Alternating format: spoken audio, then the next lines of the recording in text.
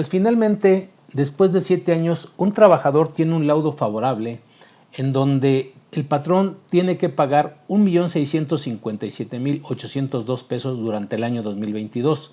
Esto se dio en el mes de agosto de dicho año.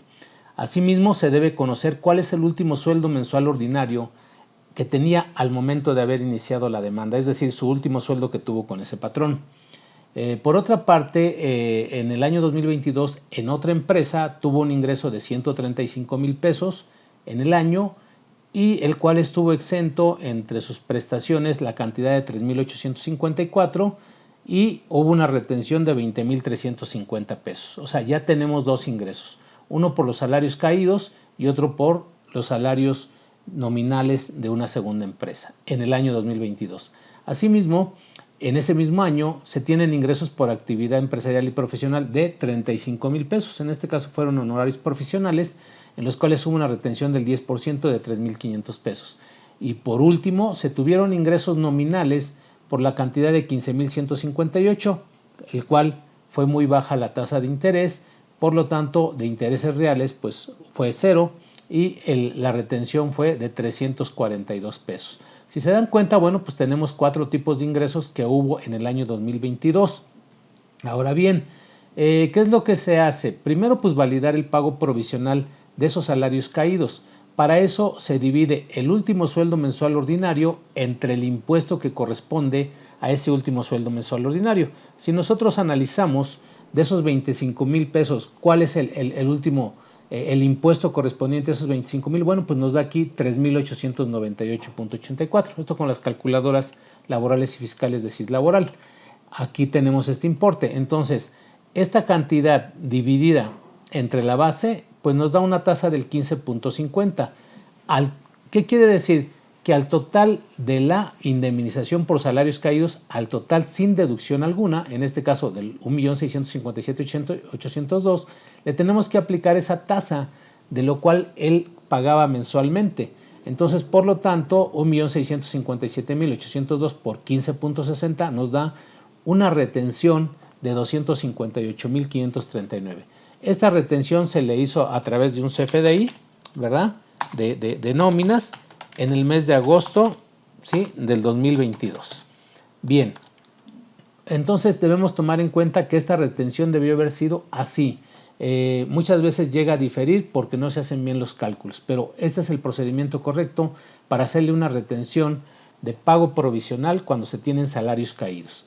Bien, ahora, ¿cómo se calcula el impuesto anual? Si es que ya tenemos las retenciones de todos los ingresos, más aparte la retención de los salarios caídos. Bueno, pues lo que tenemos que hacer es lo siguiente.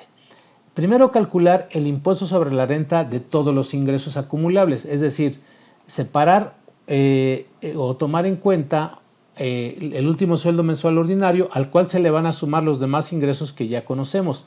Los salarios, ¿verdad?, ya netos después de la exención, los ingresos por la actividad empresarial, intereses reales, que en este caso es cero, y bueno, pues la suma de todos esos ingresos, que en este caso nos da 191,146, le aplicamos la tarifa del artículo 152 de la Ley del Impuesto a la Renta, a esos 191,146, luego entonces nos da como resultado 191,146.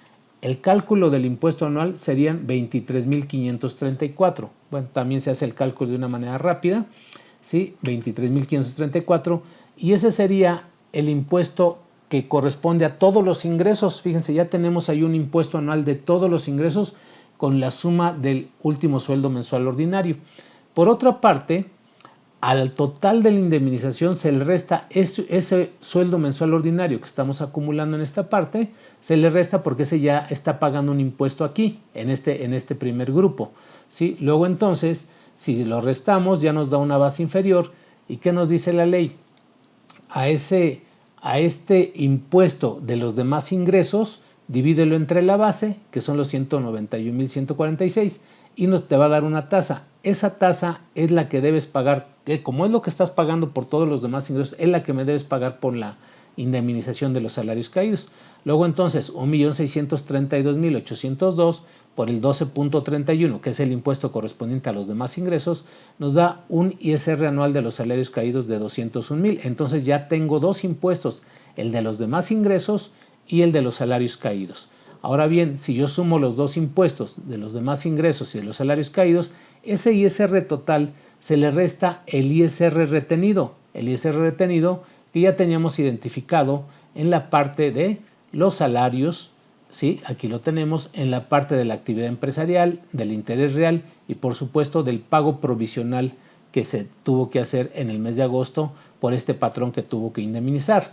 Entonces, ya en ese sentido, hablando de un total de ISR menos el impuesto retenido, nos da un impuesto a favor, mismo que puede solicitar la devolución o hacer la compensación el trabajador.